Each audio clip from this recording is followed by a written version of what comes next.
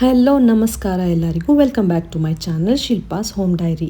Trust me guys, ಈ ರೆಸಿಪಿನ ನಿಮ್ಮ ಮನೆಯಲ್ಲಿ ಒಂದು ಸಲ ಮಾಡಿದ್ರೆ ನೀವು ಪದೇ ಪದೇ ಮಾಡ್ತಾನೆ ಇರ್ತೀರ. ಇದು ಹೇಗೆ ಮಾಡೋದು ಅಂತ ನೋಡ್ಕೊಂಬರೋದಕ್ಕೆ ಈ ವಿಡಿಯೋನ ಪೂರ್ತಿಯಾಗಿ ನೋಡಿ.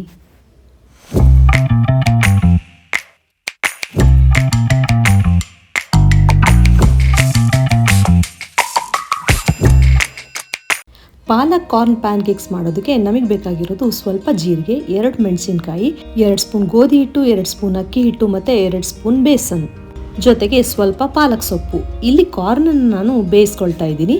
ಇವಾಗ ಪಾಲಕ್ ಸೊಪ್ಪನ್ನು ಚಿಕ್ಕದಾಗಿ ಹೆಚ್ಕೊಳ್ಬೇಕಾಗತ್ತೆ. ಇದರಲ್ಲಿ ಮೇನ್ ಇಂಗ್ರೀಡಿಯೆಂಟ್ಸ್ ಬಂದು ಪಾಲಕ್ ಮತ್ತು ಕಾರ್ನ್.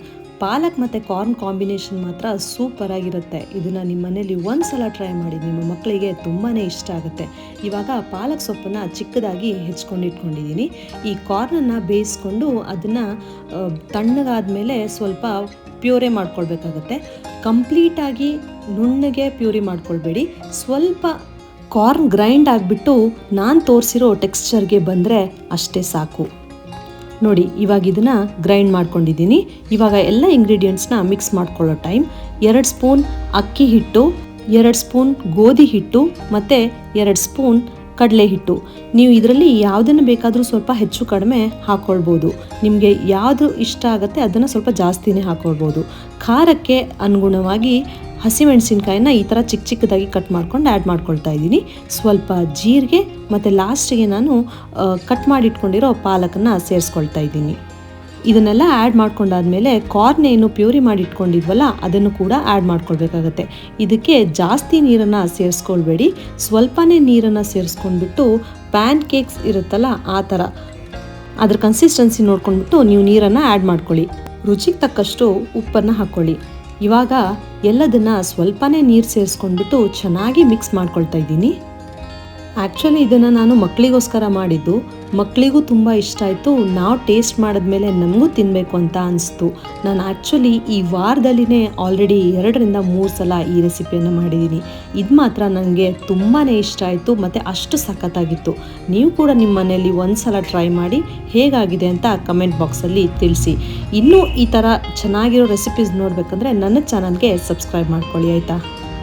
ಇವಾಗ ಎಲ್ಲ ಇಂಗ್ರೀಡಿಯೆಂಟ್ಸ್ನ ಮಿಕ್ಸ್ ಮಾಡ್ಕೊಂಡಿದ್ದಾಯಿತು. ಇವಾಗ ಒಂದು ದಪ್ಪ ತಳ ಇರೋ ಪ್ಯಾನನ್ನು ತೊಗೊಳ್ಬೇಕು. ಅದಕ್ಕೆ ನೀವು ಬೇಕಾದರೆ ಎಣ್ಣೆನೂ ಹಾಕ್ಕೊಳ್ಬೋದು. ನಾನಿಲ್ಲಿ ಮಕ್ಕಳಿಗೋಸ್ಕರ ಮಾಡ್ತಿರೋದ್ರಿಂದ ಸ್ವಲ್ಪ ತುಪ್ಪನ ಆ್ಯಡ್ ಮಾಡಿಕೊಂಡು ಇಟ್ಕೊಳ್ತಾ ಇದ್ದೀನಿ. ತುಪ್ಪದ ಬದಲಾಗಿ ನೀವು ಎಣ್ಣೆ ಬೇಕಾದರೂ ಯೂಸ್ ಮಾಡ್ಕೊಳ್ಬೋದು.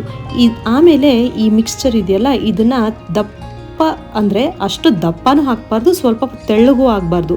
ಆ ಥರ ಚಿಕ್ಕದಾಗಿ ಪ್ಯಾನ್ ಕೇಕ್ ಸೈಜಲ್ಲಿ ನೀವು ಇದನ್ನು ಹಂಚ ಮೇಲೆ ಹಾಕ್ಕೊಳ್ಬೇಕಾಗತ್ತೆ. ದೊಡ್ಡದಾಗಿ ದೋಸೆ ಥರನೂ ಹಾಕ್ಕೊಳ್ಬೋದು, ಬಟ್ ಮಕ್ಕಳಿಗೆ ತುಂಬ ಸ್ವಲ್ಪ ಅಟ್ರಾಕ್ಟಿವ್ ಕಾಣಿಸೋದ್ರಿಂದ ಈ ಥರ ಚಿಕ್ಕದಾಗಿ ಪ್ಯಾನ್ ಕೇಕ್ಸ್ ಥರ ಪ್ಯಾನ್ ಮೇಲೆ ಹಾಕ್ಕೊಳ್ಳಿ. ಈ ರೆಸಿಪಿ ಟೇಸ್ಟ್ ಮಾಡಿದ್ಮೇಲೆ ನಿಮಗೆ ಇದರಲ್ಲಿ ಪಾಲಕ್ ಮತ್ತು ಕಾರ್ನ್ ಇದೆ ಅಂತ ಗೊತ್ತೇ ಆಗೋಲ್ಲ, ಅಷ್ಟು ಚೆನ್ನಾಗಿರುತ್ತೆ. ಮಕ್ಕಳು ಪಾಲಕ್ ಸೊಪ್ಪು ತಿನ್ನಲ್ಲ ಅಂತ ಕಂಪ್ಲೇಂಟ್ ಮಾಡೋ ಪೇರೆಂಟ್ಸ್ಗೆ ಇದೊಂದು ಪರ್ಫೆಕ್ಟ್ ರೆಸಿಪಿ.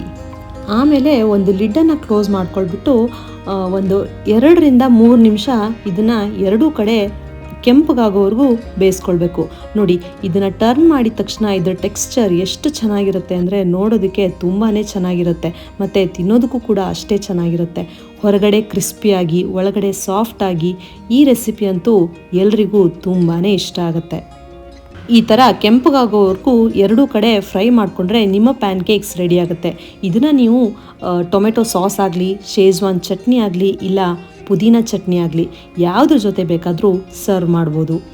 ಈ ರೆಸಿಪಿ ನಿಮಗೆ ಇಷ್ಟ ಆದಲ್ಲಿ ಲೈಕ್ ಮಾಡಿ, ಶೇರ್ ಮಾಡಿ ಹಾಗೂ ಸಬ್ಸ್ಕ್ರೈಬ್ ಮಾಡೋದನ್ನು ಮರಿಬೇಡಿ. ಮತ್ತೆ ಮುಂದಿನ ವಿಡಿಯೋದಲ್ಲಿ ಇಂಥದೇ ಒಂದು ಜಬರ್ದಸ್ತಾಗಿರೋ ರೆಸಿಪಿ ಜೊತೆ ನಾನು ನಿಮಗೆ ಸಿಗ್ತೀನಿ. ಅಲ್ಲಿವರೆಗೂ ಜೈ ಶ್ರೀರಾಮ್.